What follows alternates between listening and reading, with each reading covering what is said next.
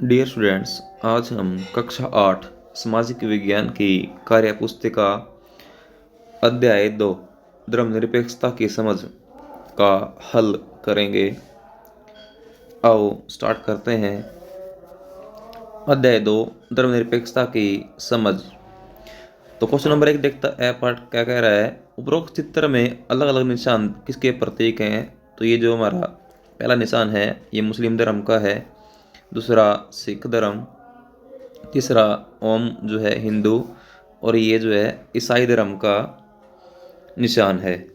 वह पाठ हमारे देश में कौन कौन से धर्मों के लोग निवास करते हैं। तो हिंदू, मुस्लिम, सिख, ईसाई, बौद्ध और जैन धर्म के लोग हमारे देश में निवास करते हैं।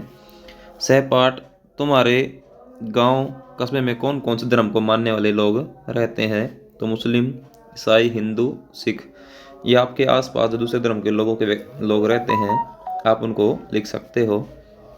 क्वेश्चन नंबर 2, नीचे लिखे गए कथनों लिखे कौन से कथनों में धर्मनिरपेक्षता के अधिकार का हनन हो रहा है।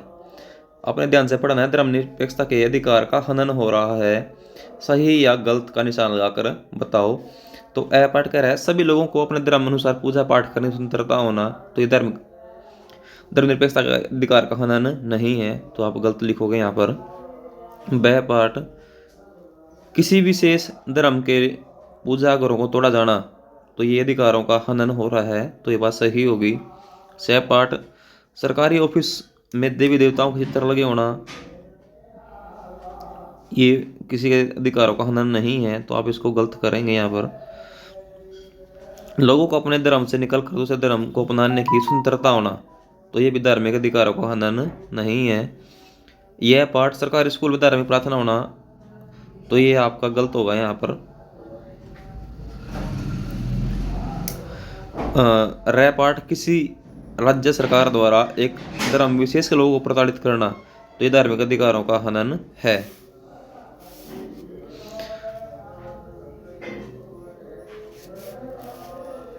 आगे लय पाठ आपका बहुसंख्यक धर्म के लोगों का अल्पसंख्यक धर्म के लोगों को अपना धर्म बनाने के लिए में विघ्न डालना, तो ये बात सही है। धार्मिक अधिकारों का हनन यहाँ पर हो रहा है। क्वेश्चन नंबर 3, पाठ के पृष्ठ 23 और 24 पहले दो पैराग्राफ में राज्य की अहस्तक्षेप और हस्तक्षेप की नीतियों के बारे में बताया गया है। इसे ध्यान से पढ़ो और बताओ कि नीचे लिखी घटनाओं में राज्य की कौन सी घटना में हस्तक्षेप की नीति और हस्तक्षेप की नीति अपनाने की जरूरत है। तो पहला पार्ट है धार्मिक जुलूसों को रोड पर शांतिपूर्वक निकलने देना, तो हस्तक्षेप है ये। ब किसी धर्म विशेष में लड़कियों को अपने पिता की संपत्ति पर अधिकार होना, तो अधिकार नहीं होना, तो सरकार यहाँ पर हस्तक्षेप करेगी और उसको जो है उसके अधिकार दिलाए जाएंगे।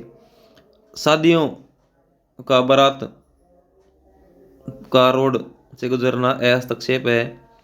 धर्म अनुसार पति की मौत पर पत्नी को आग पर चढ़कर अपने आप को मारने को कहा जाना, तो यहाँ पर जो है कानून व्यवस्था ऐसा करने से उसको रोकेगी, तो हस्तक्षेप होगा यहाँ पर।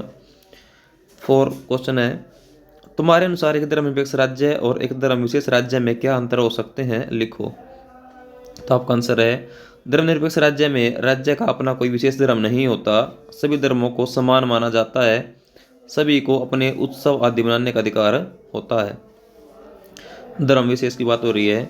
धर्म विशेष राज्य का अपना एक निश्चित धर्म होता है और राज्य उस धर्म को प्रचार प्रसार के लिए कार्य करता है।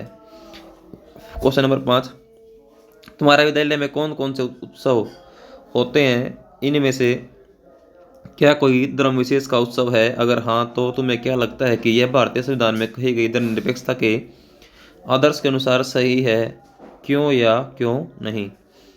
तो आपका आंसर है हमारे विद्यालय में स्वतंत्रता दिवस 15 अगस्त को होता है, जो गणतंत्र दिवस 26 जनवरी, शहीदी दिवस 23 सितंबर, गांधी जयंती व अन्य राष्ट्रीय पर्व मनाए जाते हैं। इसमें किसी धर्म विशेष का कोई उत्सव नहीं है। Question number 6,